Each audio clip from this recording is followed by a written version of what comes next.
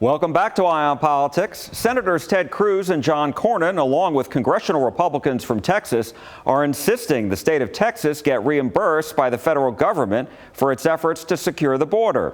They want the $11 billion requested by Governor Greg Abbott to be included in the bill that the House and Senate Republicans are working on to pass President Trump's agenda without the help from Democrats. Earlier this month, Texas GOP Congressman Tony Gonzalez of San Antonio asked the Department of Homeland Security Secretary Kristi Noem for her opinion about the state getting paid back. Yeah, it's been incredible, the partnership that Texas has put together with the federal government and how they stepped up so many times when the Biden administration did not secure our border. Texas filled the gap. There have not been any decided decisions on reimbursing states, but I know many of the governors have asked for it, and we've appreciated their help. And it's not fair. For the last 4 years, a lot of our states have been on our own and had to pay out of pocket. I think it's a great opportunity for the federal government to reimburse some of these states. I'm certainly committed to making sure Texas gets reimbursed for some of the funding we've done along the border. The number of people entering the southern border illegally continues to show steep decline since last year. U.S. Customs and Border Patrol statistics show that during the first 4 months of this year, there were more than 96,000 people apprehended at the southern border. That's a fraction of the number from the first 4 months of the year in 2024, when more than 735,000 people were apprehended at the southern border. And while these numbers are sharply lower, the immigration courts are seeing historically high volumes of cases. Our Ken Molestina met two people in Dallas impacted by this situation, and he took a closer look into this issue.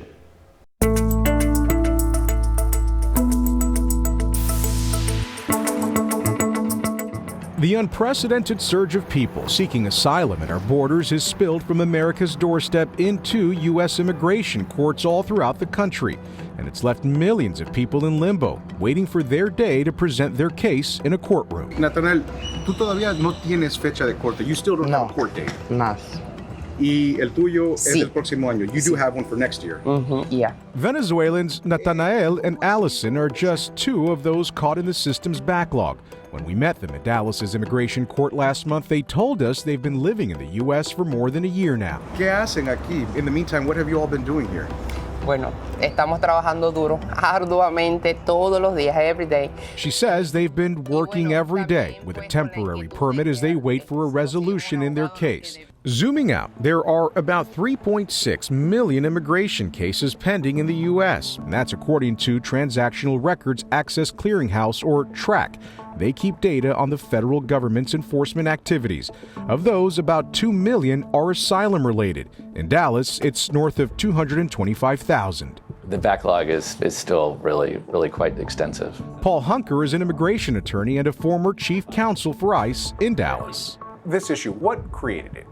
Increased apprehensions created it. So a lot of people apprehended at the border, released and put into removal proceedings, and it got worse during the Biden administration. While our cameras were not allowed upstairs here at Immigration Court in Dallas, I can tell you that we sat in on several asylum seeker dockets, and their next court dates aren't being assigned until 2028. That's about 3 years from now. In the U.S., there are about 700 immigration judges serving 71 courts.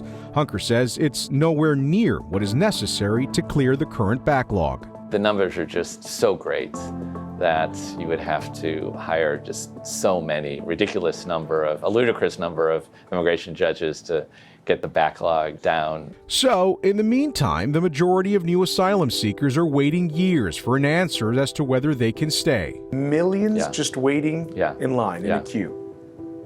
I mean, what does that do to the integrity of the system? It hurts the integrity of the system.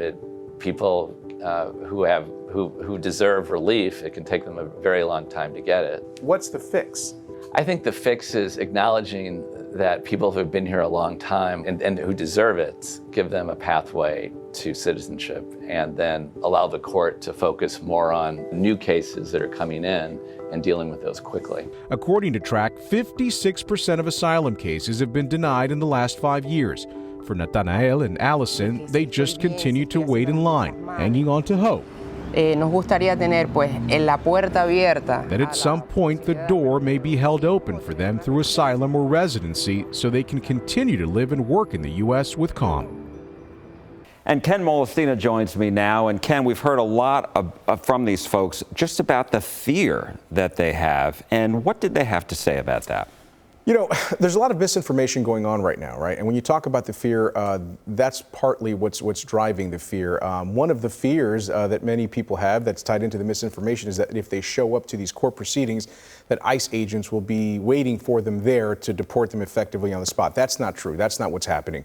But what is happening, for example, that will get you red flagged and put into immediate deportation proceedings is if you don't show up. But again, you know, that's part of the fear that's going on. It's all being driven by misinformation. The judge told us, we spoke to one of the judges who said we have no option but to flag them for deportation if they don't show up. If it's an unexcused situation, that's exactly what happens to them. All right, good job. Very interesting story. Got it. Thank you, Ken. We appreciate it.